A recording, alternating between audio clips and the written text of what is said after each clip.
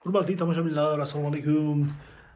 Korobka izlab yurgan bo'lsangiz, hujjatlari bor, kadastrlari bor, muammosi yo'q, korobka kerak desangiz, ana shu aynan siz uchun bo'ladi. Ikkinchi qavat полноценный 3 xonali. Guluxoyi bo'lmaydi. Hozir bir boshdan tushuntirib o'taman. Mana shu eshikdan kirib kelamiz. Hozir ozmoz ishlar qilib qo'ygan, oyoq tagiga g'ishtlar turibdi. Podyezddan kirib urish eshigi. Xo'p. Prixoshkamiz ham keng ekan. Kattagina o'ng qo'lga prixojin mebellar qilsak bo'ladi. Patologiya ham baland, plitalar tashlangan. Xo'p, bu tarafga xonalarimiz joylashgan. O'ng qo'limizda hozir birinchi xonachamiz, sanuzelimiz bo'ladi. Xo'sh, kattagina ekan, birlashib yoki ikkita qilib qo'ysak ham bo'ladi. Bemalol joyimiz yetadi. 87 kvadrat, ikkinchi qavatda joylashibdi. O'zimiz domimiz 5 qavatlik. Pishiq g'ishtdan qilingan, mana ko'rishingiz mumkin. Mana shu joyimiz birinchi xonamiz. Buni mehmonxona yoki bitta yotoqxona qilib ishlatsak bo'ladi. Mana bu joyimizdagi chala qolgan ishlarni davom ettirib eshik qo'ysak ham bo'ladi yoki buni umuman olib tashlasak ham bo'lar ekan. Xo'sh, va yonida yana bitta xonamiz. Gaz, kanalizatsiya kelibdi. Buni endi oshxona qilsak maqsadga muvofiq bo'ladi. Ikkita xonani ko'rdik.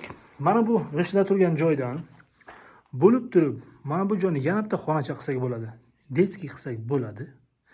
Buni planirovkasini hozir tushuntirib o'taman. Mana bu yerdan kirib kelib ikkita xonani ko'rdik. Xo'sh, mana devorning orqasida eshigi bor mana bu tarafda. Orqa tarafda yana bitta xona bor. Xo'sh, mana bu joydan eshik ochamiz. Mana bu joyni yopamiz. Bitta xona bo'ladi. Va buni olgan inson mana shunaqa qilib bo'lib qo'yganlar, lekin hozir sotaman deb turibdilar. Avalli deydi. Polukruq.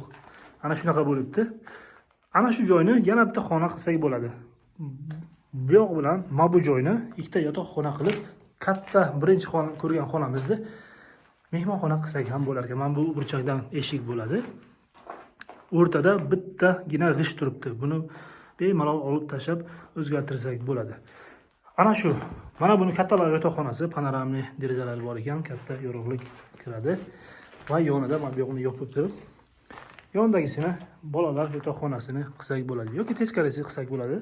Mana bu joyimizda balkonchasi mavjud ekan. Ana shunaqa kvartiramiz bor, sotuvga chiqibdi. 87 kvadrat, juda yaxshi qavatda joylashgan, zolotoy etajlar deydi.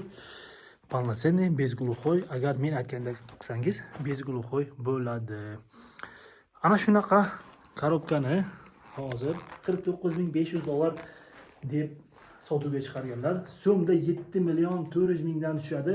Tayyor kvartira hujjatlari bilan ikkinchi qavatda pishig'ishlik kvartiralik bo'lasiz. Yana ham savdosi bor ekan. Qiziqqanlar zudlik bilan aloqa chiqamiz.